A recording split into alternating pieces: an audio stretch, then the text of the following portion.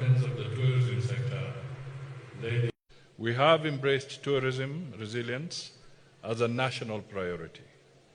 Currently, we are investing in diversified tourism products, expanding beyond traditional wildlife safaris to include cultural tourism, ecotourism, MICE tourism, sports tourism, gastronomy tourism, and digital innovation in travel services.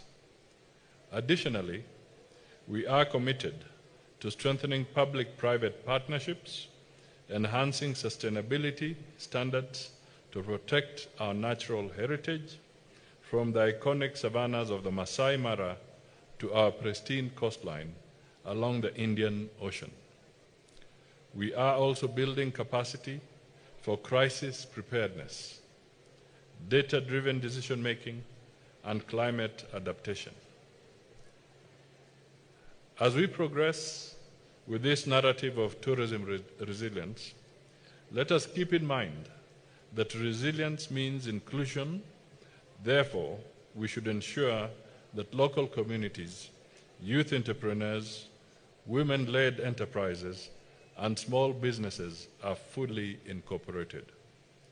The role of governments is to link them to financing, technology, and global markets.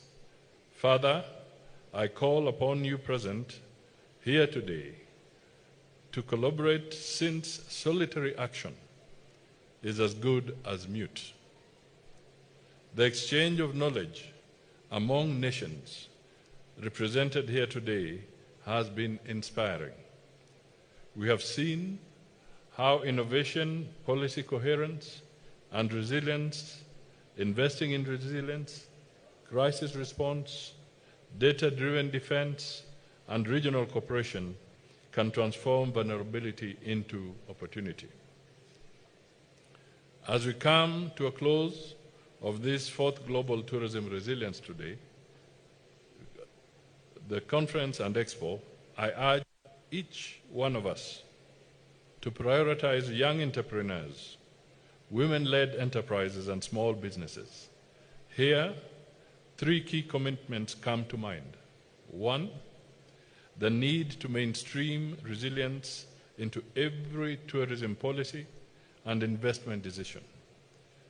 Two, the imperative of accelerating climate action within the tourism sector. And three, to strengthen global partnerships that will enable shared learning and coordinated responses to crisis.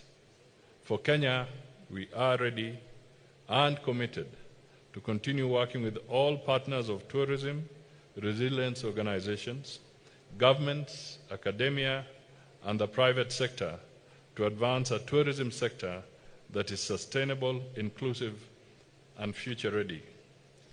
Allow me to extend our sincere gratitude to the Global Tourism Resilience and Crisis Management Center in Jamaica, organizers, sponsors, academia, speakers, exhibitors, and delegates who have made this conference a success. In conclusion, I beseech you all, as you depart from Kenya, to carry with you the outcomes of this conference. Yes, but also an unbendable resolve to build a prosperous tourism sector with unshakable shock absorbers. Before I leave the podium, let me take this opportunity to appreciate the efforts of the Ministry of Tourism, led by Rebecca Miano, giving it a solid profile. The figures, as I was telling her, are looking good. In 2023, tourism earned us about 268 billion Kenya shillings.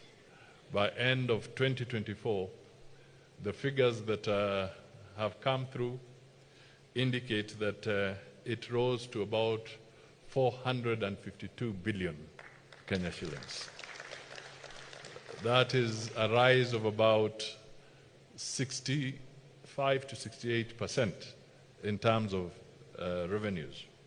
And we have also seen more international tourists. I think we got about 2.4 million from the international arena.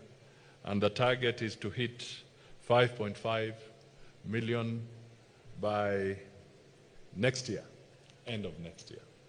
So that is a very good trajectory, and we want to assure all the practitioners in this sector that we remain committed to developing our tourist sector to its full potential. I also want to thank all our guests who have been here. Thank you for being here, and thank you for sharing your experiences with us. I will definitely look at the book from somebody who has been in public service for 50 years. Unbelievable.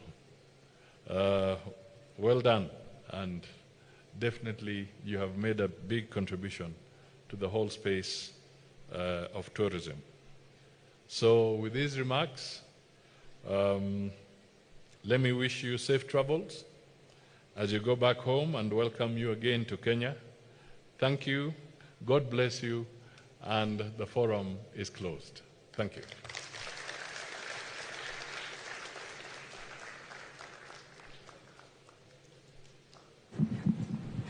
Thank you so much, Honorable Prime Cabinet Secretary. And just before you take your seat, sir, we have a request to just take 3 quick pictures, and would like you back on stage after they have cleared it.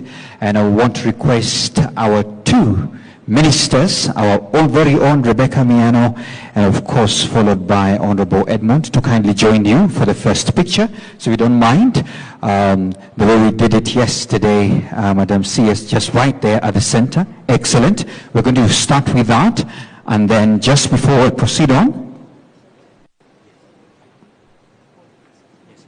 let me start with that first, and then all the other ministers are going to join you for this one. If you don't mind, you could take your seats, the rest of us. Photographers, be ready. It's going to be very wide in a moment. There you go, 3 to go. May I request the other ministers to kindly join us from South Sudan, Angola. Please come by.